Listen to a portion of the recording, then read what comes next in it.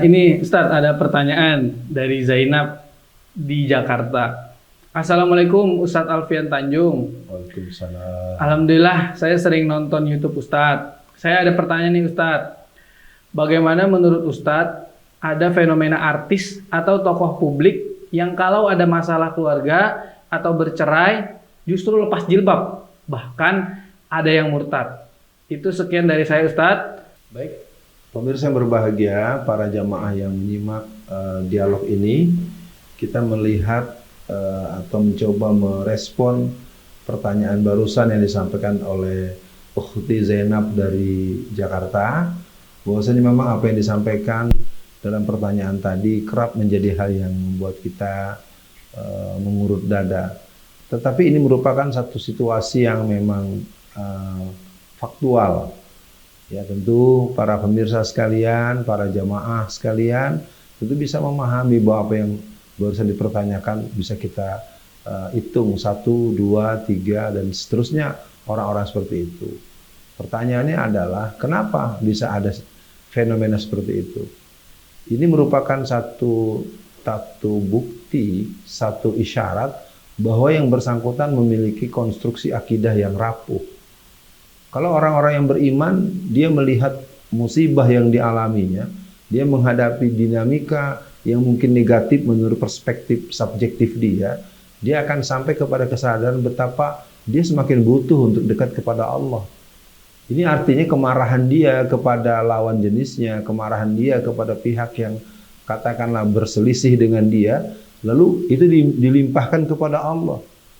Penggunaan jilbab misalnya, tetap beragama Islam misalnya, rajin sholat misalnya, itu merupakan cerminan orang-orang yang mempunyai konstruksi, keyakinan, pemahaman, penghayatan Islam sebagaimana Islam itu dihayati dengan doktrin-doktrin yang sudah dipelajari dan kita semua punya pengetahuan.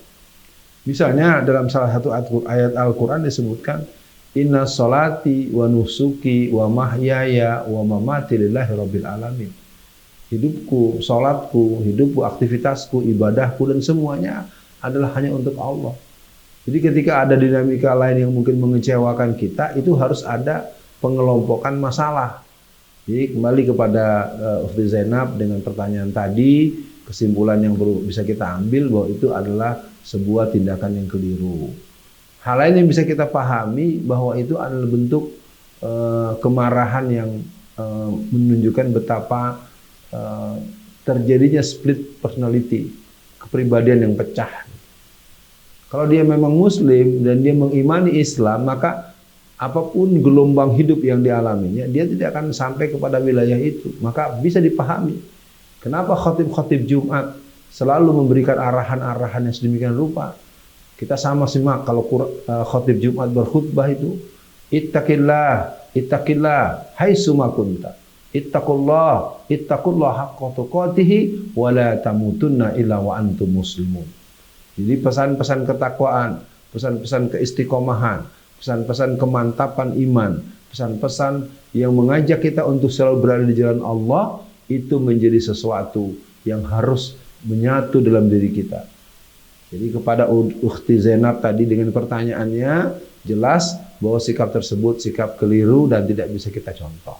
Yang kedua, kalau nanti di satu kesempatan bertemu dengan orang yang sedang menghadapi situasi itu, maka kita punya kewajiban secara inisiatif subjektif untuk mengingatkan orang tersebut jangan memperturutkan hawa nafsunya. Yang ketiga, kalau memang dia punya pilihan dan ditampilkan dengan penampakan seperti itu, kita tidak akan punya alasan apapun untuk membenarkannya dan kita berlepas dari apa yang dia lakukan. Wallahu a'lam bishawab.